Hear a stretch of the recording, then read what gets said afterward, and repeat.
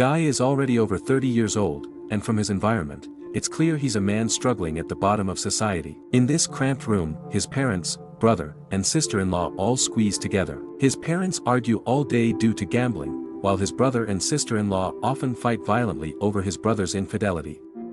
Guy has become numb to life. One afternoon, as Guy walks to work, he notices his shoelace is untied and bends down to tie it. At that moment, a newlywed couple jumps from above, splattering Guy with blood. Guy's streak of bad luck continues as he's fired after requesting leave from his boss. His friends ignore him when he tries to join them for a drink, seeing he's broke. Guy walks the bustling streets of Hong Kong, emanating loneliness, and lights a cigarette in melancholy. Later, Guy passes by a convenience store with a help-wanted sign and decides to apply. He gets the job and starts working, donning the uniform. The store manager seems harsh, enjoying berating Guy and assigning him to sell candy. Apart from Guy, there's another female clerk named Arie. Arie, struggling at the bottom of society for years, has become somewhat neurotic in her quest to have a successful relationship with her boyfriend. Guy knows how to release his pent-up frustrations. After each instance of manager's bullying, he and Arie cause mischief in the store. They poke holes in condoms and eat the fillings of sandwiches. That day, the manager was on duty at the counter when White rushed in, clearly in urgent need of the restroom judging by his grimace. Later, Stanley entered the supermarket to shop. He carefully selected items and coincidentally picked up the sandwich that Guy had nibbled on. Stanley, not one to be trifled with, noticed the sandwich had been tampered with and demanded a refund from the manager, who, being stingy, refused without valid reason. Seeing Stanley as an easy target, the manager indulged in some verbal taunting. Stanley, unfazed by age, calmly purchased a pair of scissors. Then, without hesitation, he plunged the scissors into the manager's neck, shocking everyone present. Stanley, not stopping there, entertained the idea of robbery, but the scant money in the cash register frustrated him. Gripping the manager, he threatened, "If I pull out these scissors from your neck, your blood will spray like a fountain." With that said, he prepared to take action. Just then, the door of the convenience store swung open, and Hottie strolled in.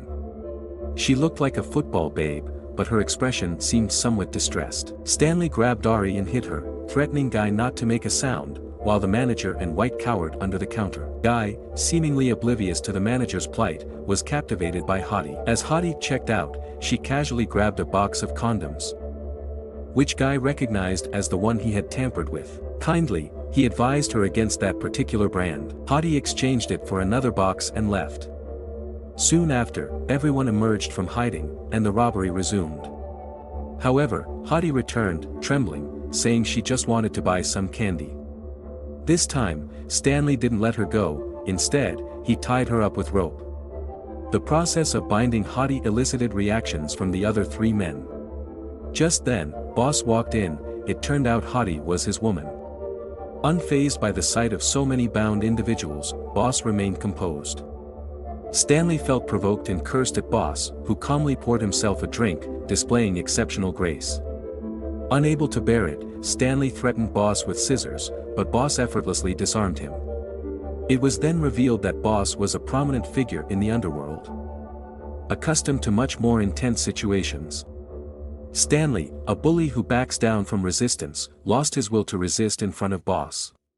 Boss casually scolded Hottie for being slow in buying condoms, grabbed a box himself, and then pulled out cash from his suit, handing it to the still-bound manager, who, after receiving the money, even asked Boss if he wanted more candy.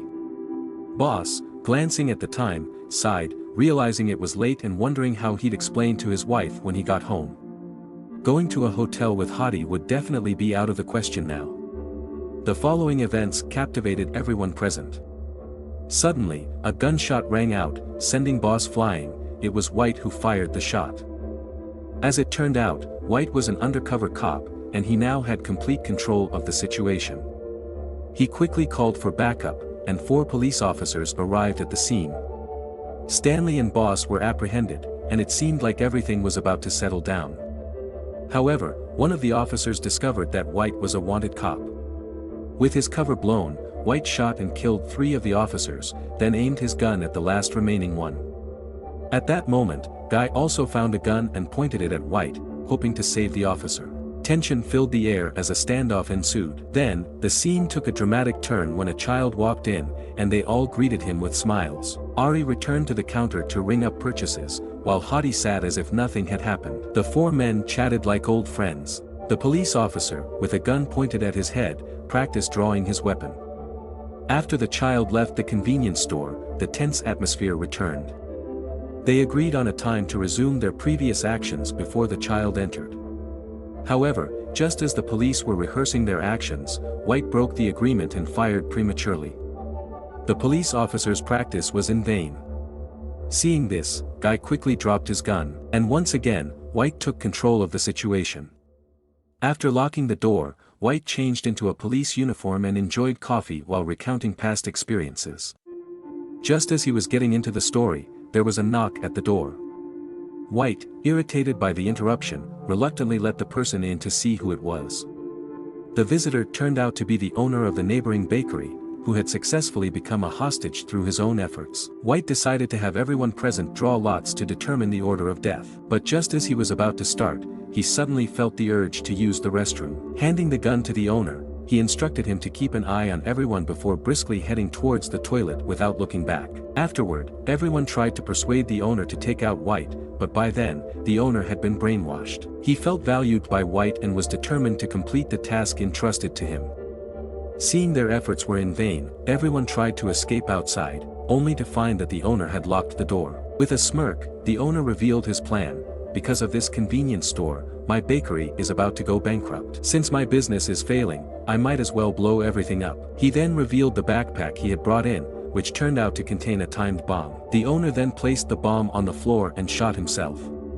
Despite the chaos, Stanley remained composed.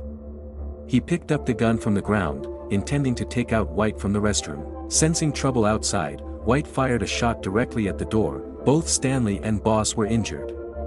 It turned out the gun White had given the owner only had one bullet, which the owner used to end his own life. Seeing the bomb on the floor, White decided to defuse it.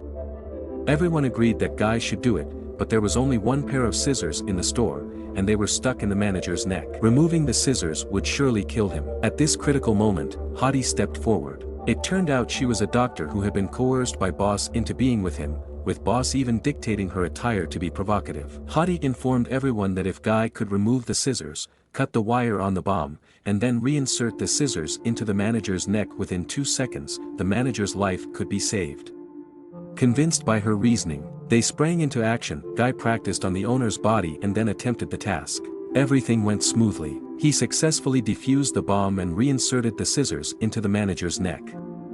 In that moment of success, everyone jumped with excitement, except for Boss, who had lost too much blood and died. Once again free from danger, White prepared to kill again, following the earlier drawn order. Guy, who had saved everyone, was first. In the nick of time, Arie rushed out and saved Guy, but not without getting a bullet grazing her cheek, disfiguring her face. Seeing her disfigured face in the mirror, Arie broke down. She rushed out, grabbed White by the neck, and strangled him to death. Feeling that her boyfriend would no longer love her, she took a photo of her disfigured face and sent it to him, hoping to gauge his reaction. Meanwhile, the manager retrieved the gun and took White's place, ready to kill everyone. To minimize blood splatter, he even covered everyone's heads with garbage bags. However, Arie's boyfriend suddenly replied to the message, saying he was coming to pick her up. The manager, skeptical of true love due to his own unhappy marriage, believed no man could be that good. Thus, he arranged for Hottie to seduce Arie's boyfriend, but upon his arrival at the store, he showed no interest in the provocative Hottie. The test concluded,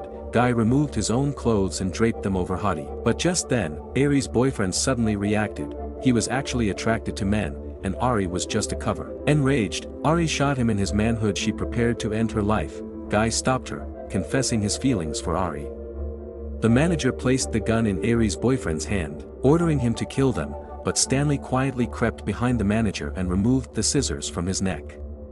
With the gun in hand again, Stanley blew Arie's boyfriend's brains out and sent Hottie away for good. Stanley told them he was also from the bottom of society and hated this society deeply.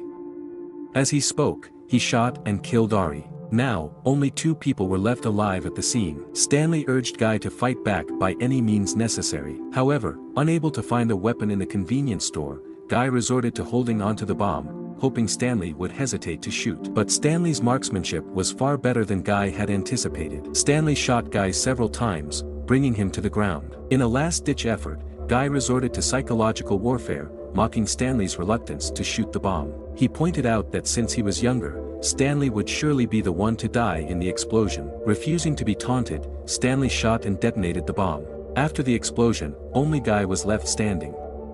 He struggled to his feet, thinking he was the sole survivor, but then he saw a body on the ground that looked exactly like him. The others who had died earlier also rose up. It turned out that Guy was the only one still alive in the store. The others had all died. Stanley was beaten to death by thugs on the street, and White was shot dead by his police comrades for money. While Hottie and Boss were engaged in unspeakable acts in the bathtub, she cut Boss's throat with a knife and then stabbed herself. Owner accidentally blew himself up while studying the bomb. Arie and her boyfriend were the couple who had jumped off the building at the beginning. All these people had gathered together to compete for a chance to be resurrected, but this opportunity required a body, and the only available one was Guy's. However, everyone was repulsed by Guy and didn't want to use his body. In the end, it was Guy who didn't mind using his own body, and he successfully resurrected.